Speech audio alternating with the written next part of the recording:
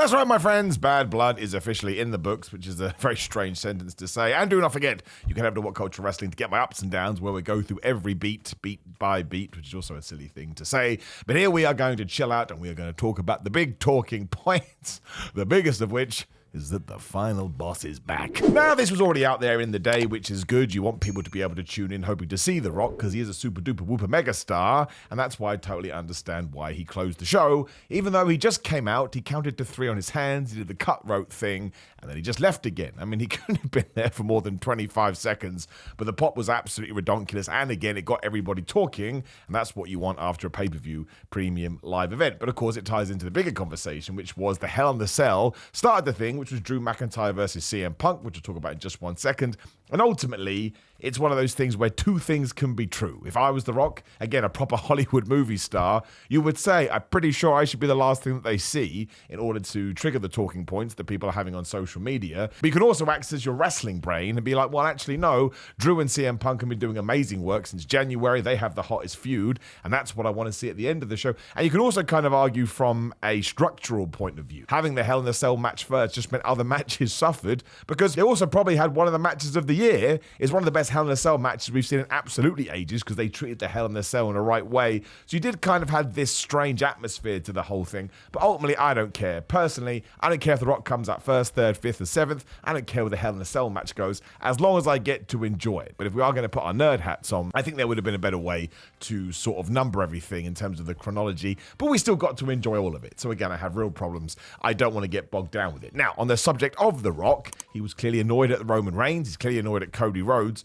So what I assume we've done is planted the seeds for a few things, and I'm speculating, of course. One, it'll be The Rock who is behind the Bloodline 2.0, hence why the Tongans, who are dangerous so-and-sos, were able to get into the company, and The Rock is now mad at Roman for not only losing at WrestleMania 40, but for also teaming up with Cody Rhodes. Jimmy Uso made his big return as well, so of course we're now reforming the OG Bloodline, and I would now imagine we are going to Survivor Series where it will be War Games. I doubt The Rock will be involved in that from a physical point of view, but he'll probably make the match, because again, he's going to be like, oh, I'm behind Solo Sikoa, and now it's time to end you for good.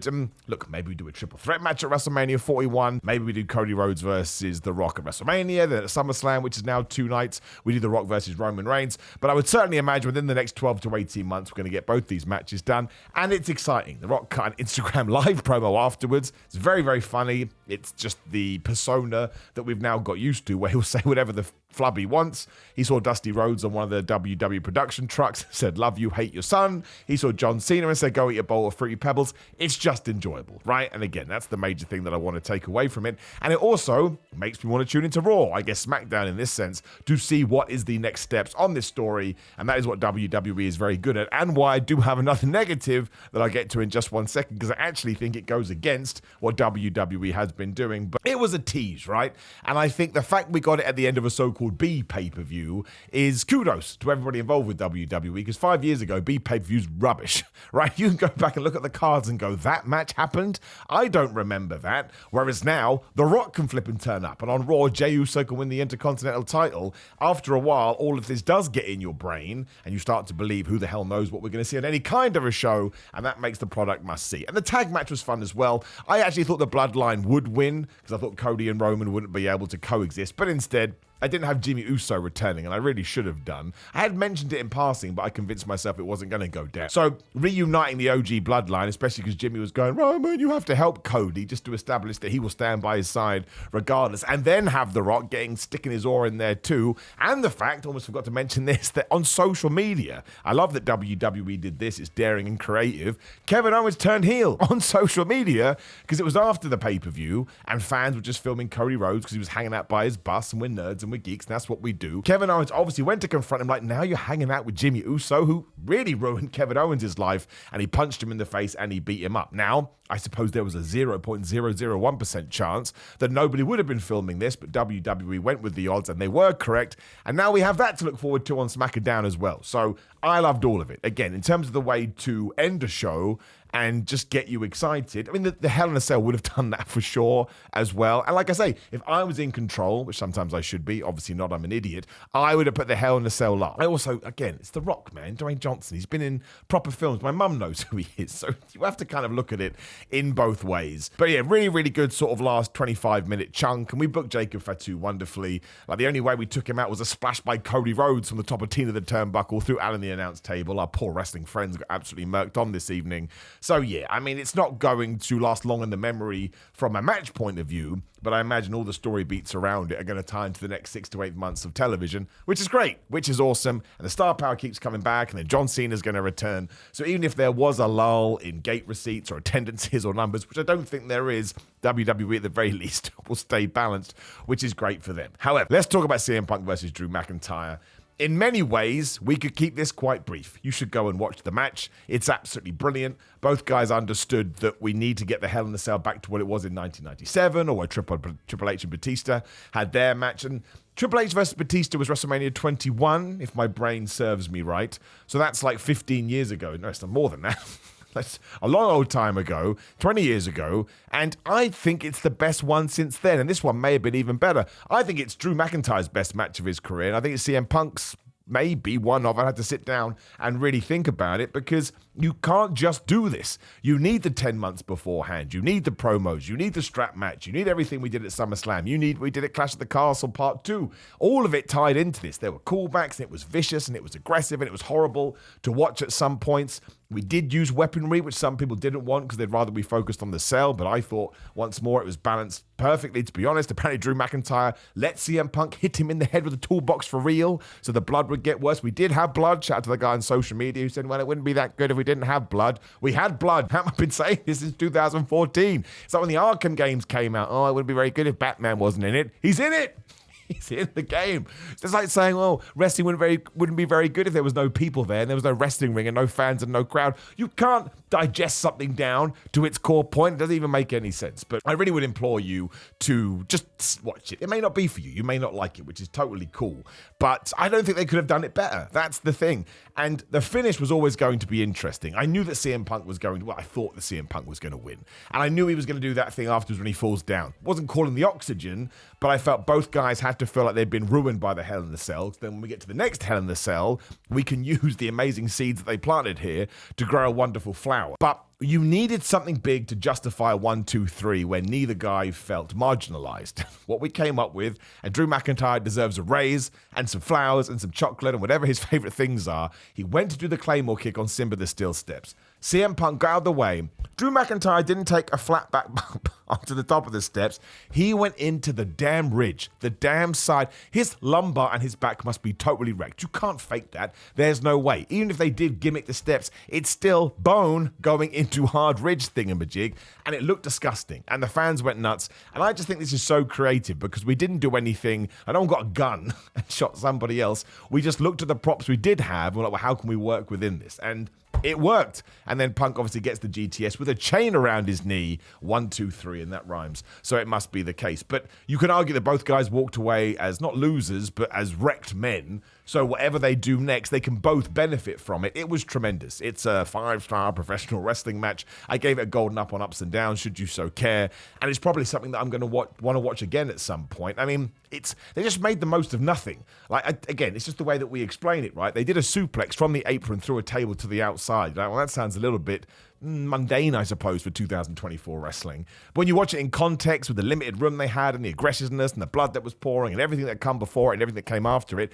it was just brilliant and it was just excellent. And the guys understood the assignment. Like, they really, really did. They cannot be walking around okay today. And listen, the blood is an argument we can have until the cows come home, but less is more when it comes to the red stuff. I'm not talking about promotions or anything like that. And here, because you rarely see it in WWE, you start to think, oh, wow, this Hell in a Cell is pretty crazy, man. These two guys are bleeding, and Drew especially. Drew's a bleeder. That's what we learned. But I would imagine that when their careers are done, they will both look back on this moment. And if WWE is smart, which they have been over the last few years, I think you can capitalize on this and ensure both guys go on to, well, already megastars, but, we can use it to ensure their characters don't just don't fall by the wayside or anything like that. It really, really was that good. And when it was over, I think it was like a 30-minute match or something like that. I don't know the official time, but it zoomed by because it was captivating. And I really like the small stuff too. Like Drew McIntyre had one of those black bags that you see in hardcore-esque matches. And usually that means here come the thumbtacks, but it was the beads from the bracelet, which, he poured over CM Punk, and then CM Punk stuck him in the mouth after Drew McIntyre's back had passed away.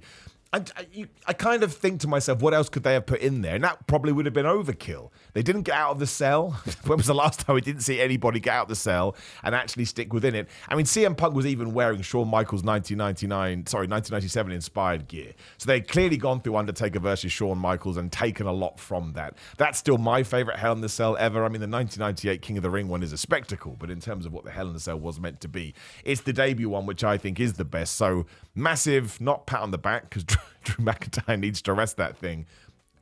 This is the problem. When something is this good in its first, what's the rest of the card meant to do? Roman and Cody were fine because they had The Rock and their Roman Reigns and Cody Rhodes. They're super duper whooper mega stars.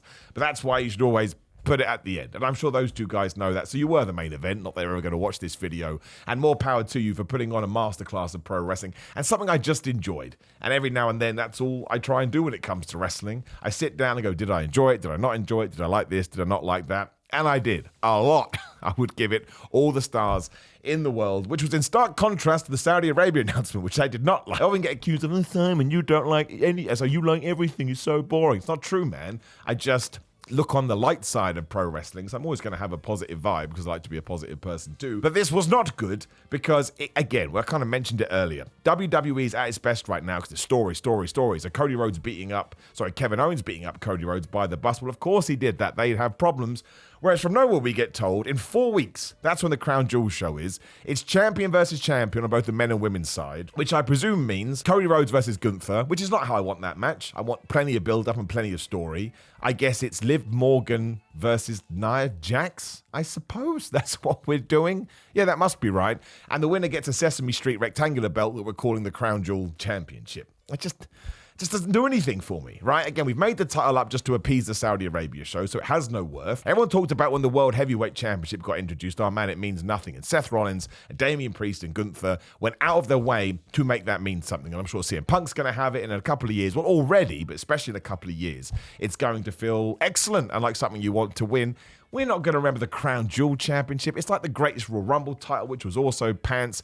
And yeah, I mean, Nia Jax versus Liv Morgan is not necessarily a match that gets me super duper excited. But if you're going to do champion versus champion, put both belts on the line, do it at WrestleMania, and turn it into a massive Avengers type deal. It's also exactly what we did last time. Cody Rhodes versus Logan Paul. It was meant to be US title versus WWE title. And then we kind of changed that one, and the US title just magically wasn't on the line. But once again, it's just relying on this champion thing to try and make these events feel bigger than they are. Why can't we just do what we've done with all the other pay-per-views? I'd rather Gunther versus Goldberg, right? That's what Gunther did. He came out on Bad Blood. Goldberg was one of the legends on the crowd. Gunther was hilarious. Just ran him down. Gunther is on fire right now. Goldberg jumps over the barricade. They're going to fight and they can't. Now, some people said we'll do that in Saudi Arabia because that's been the thing too. But that wouldn't make any sense because we made it very clear from the mouth of Triple H there's champion versus champion, which is Cody versus Gunther. I would genuinely rather, to repeat myself, Gunther versus Goldberg. And I don't mind that match anyway. I think they should do that on the Netflix, the 6th of January Netflix. I really, really do. Why the hell not? I'm repeating what I said on Ups and Downs. I'm going to be dead one day. I have 52 weeks of programming of wrestling. It never, ever stops. So every now and then, give me a crazy match that I never thought possible.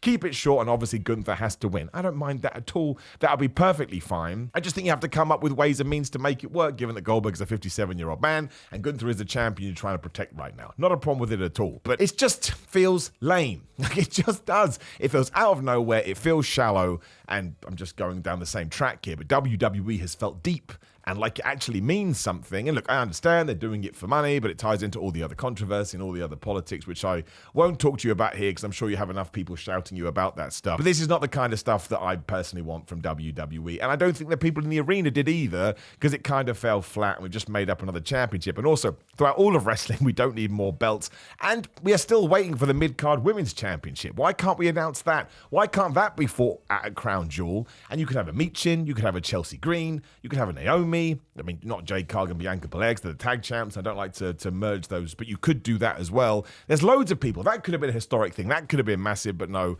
there's no talk of that whatsoever. So that sucked. And everything else on the show was basically pretty good. I thought Bayley and Nia Jax were superb, given that they were coming after that first match. So they went full on fun, and we'll do a bunch of dumb stuff that maybe we shouldn't do, but it'll be entertaining. And Tiffany Stratton came out to tease the cash-in and ultimately distracted Bayley. So Nia Jax was able to get the win. Don't think the result was in doubt. And again, because they were going in the very difficult match 2 position, just showed what awesome professional wrestlers they are. I mean, I've always said Bayley is underrated, whereas Nia Jax is the best version of Nia Jax. That's all she needs to be. She should continue on all of this. And it was the same with Damian Priest versus Finn Balor. I thought Damian Priest should win. He fought off the rest of Judgment Day. That's it. Draw a line under it, and we can move on to what we're going to do. Let's not forget that Damian Priest did lose his championship at SummerSlam, and he's one of your tippity top guys. You want to keep his aura alive. So that was enjoyable to the extent that it needed to be. And Rhea Ripley versus Liv Morgan with Dominic Shark Cage was super entertaining as well. It was just the finish that was a bit nuts. Because amazingly, I had predicted this like a month ago,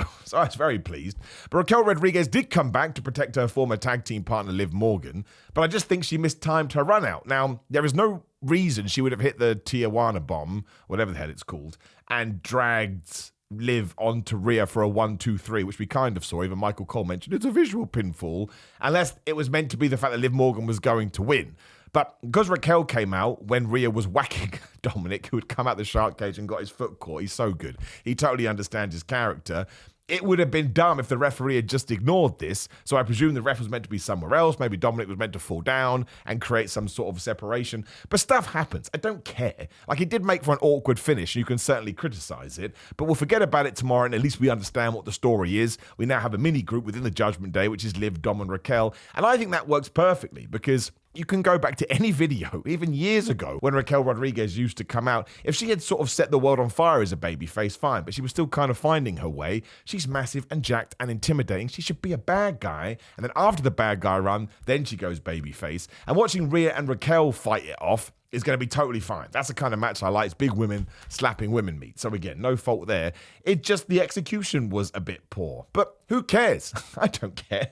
I've tried to do things in my life to totally drop the ball. But of course, it's going to take away from the match as well because you want it to be smooth, but not everything can be perfect. I'm just glad that Raquel is back, so let's not forget the awful health problems she went through. And I do think she has a good chemistry with Liv Morgan. And maybe we can do something fun with Dominic Mysterio in that as well. And also, we did get our big moment, I suppose, that we wanted when Rhea absolutely wrecked Dominic Mysterio with this kendo stick. And I think it makes sense not for her to be the champion just yet. We can do it at Survivor Series, as long as we do it before 2025, so we can start building to the Royal Rumble and WrestleMania. So I'd probably say those 3 matches were kind of just there. They didn't really hit any crazy heights, but again, you got The Rock at the end, and you got that Hell in a Cell match. Sometimes you just need to figure out what your role is for the evening and execute that, which is what we did, apart from some shaky, wakey finish. But it still goes to show that these B pay-per-views, if we shall continue to call them, are worth watching, and they're worth your time. This can't have been longer than 3 hours, but again, I didn't. And we're doing huge things. Like, again, you could have saved that Hell in a Cell, even though I think we'll do War Games. That would have, well, not for Survivor Series,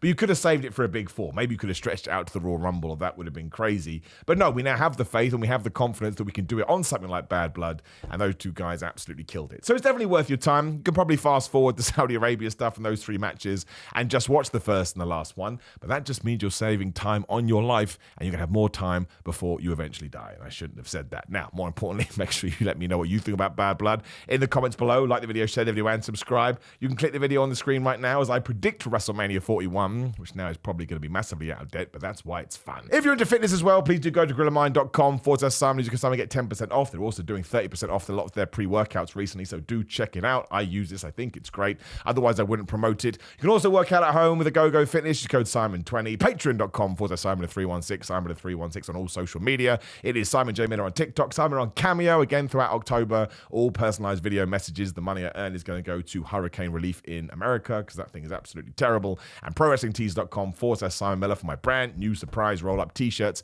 and a bunch of other nonsense as well. Otherwise, make sure you enjoy your Sunday if you are watching this day 1, and I'll see you soon.